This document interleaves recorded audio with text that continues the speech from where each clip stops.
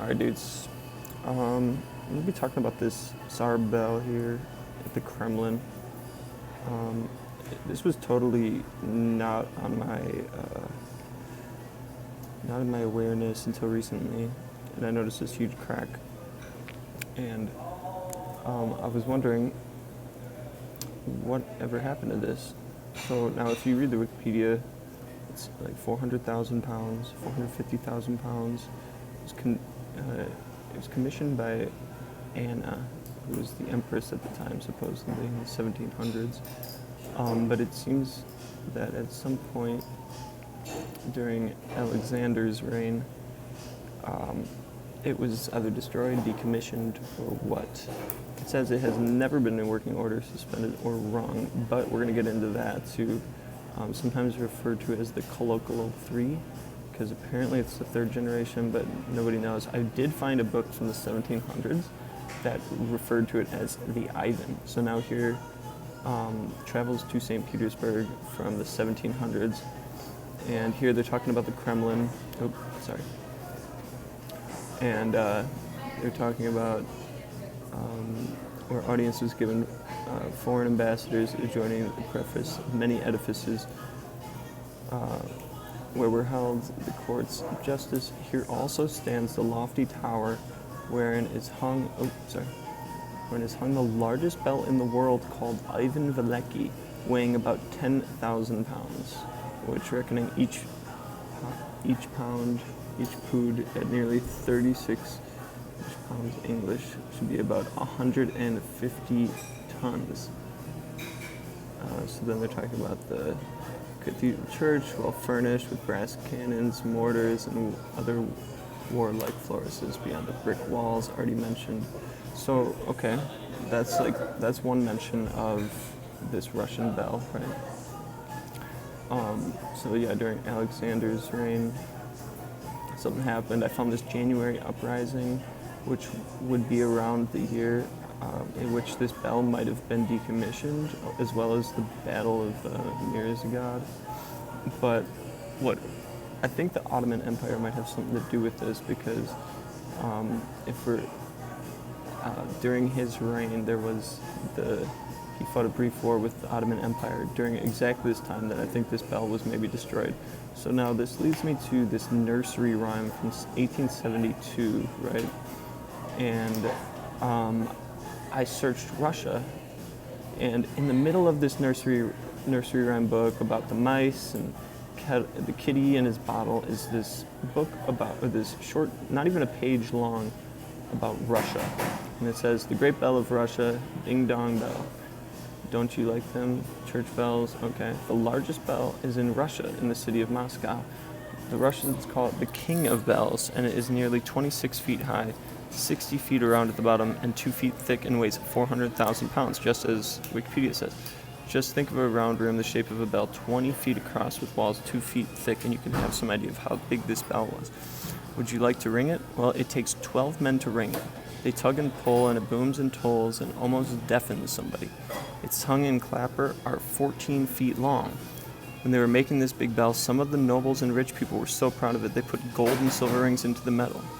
Now take your maps and find which way you would go if you were to see the King of Bells in Moscow, Russia," which I thought was interesting, because let's go back to the Wikipedia page, and it says it has never been in working order, suspended, or rung.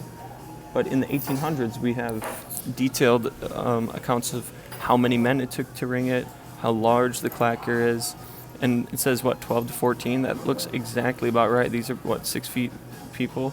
So it'd be 6, yeah, it'd be perfect. So I don't know why they would lie about this, but I think it might have something to do with the old regime in Russia kind of being overthrown, and they're trying to kind of maybe not take credit, but discredit previous civilizations, such as the Tartary Empire. This led me to this list of the largest existing bells in the world, and I found this Mingen bell in Asia, which just looks absolutely massive, like super unnecessary. Like, I don't know why anybody would build this for a bell, unless it had some type of utility. So all these pictures from the 1800s, and cast in 1808 by King Badawata, dedicated to the Kingdom of Padua, which was never completed and is now in ruins. The weight is 90 tons and the second largest bell in the world, being 1/3 of that at Moscow and 14 times that of St. Paul's. Supports were destroyed by the earthquake in 1839 and rested on the ground until 1896, and it was raised again.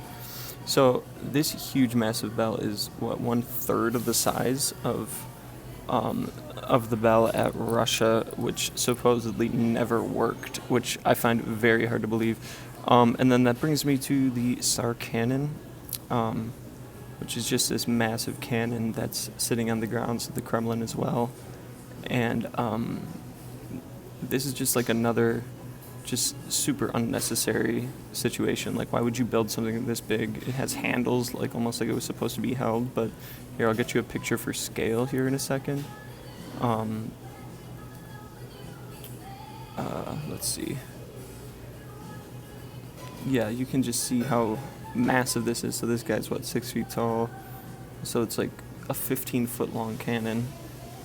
And they said that they found residue to prove that it had been fired at least once, but I just don't understand what the purpose of this whole focus on building a whole civilization catered to people that are 20 feet tall, when it just doesn't make any sense. So yeah, maybe this was some type of technology or something. I mean, it does kind of share a similar resemblance to like the structure and cylindrical nature of a bell, but it seems like maybe this could have been some type of capacitor or something. Let's see what else. Oh yeah, and then on these other bells, you'll see, look at all these lists of the largest bells. Count how many are in Russia. Like 1, 2, 3, 4, 5, 6, 7. You know what I mean? So there's just all of these massive bells in Russia, and then all over Asia as well. And I don't know. I just think that these old civilizations, like, why would you build something like this if it had no purpose other than to make a sound, you know? So I think maybe this was some type of technology that was used for something. And name unknown, Moscow, Russia. Like, this shit, they don't even have a name for the bell, and it's 100,000 pounds, you know? It just seems super unlikely, and also, it's just like not something we really do nowadays. This is what our modern bells look like, and it's only, what, 70,000, which is like 1/5 of the size of the other one in Russia. And just taking a look at some of these churches that they're held in, I mean, just absolutely massive. So yeah, just a little video. I thought that was interesting about these multiple documentations of these giant bells being rung in Russia, and that has seemingly been lost to time. Now, this is the church that it is sitting out front, and this is the church that they said in the book that it was held in, and he referred to it as the Ivenke bell, which was not really mentioned much on the internet. Like, a lot of the results are just kind of bogus, but you can just kind of see, like, I always wonder what these weird tops of these buildings were, but I mean, now it seems pretty clear that it was like kind of a reciprocal nature with this bell technology that we were dealing with. So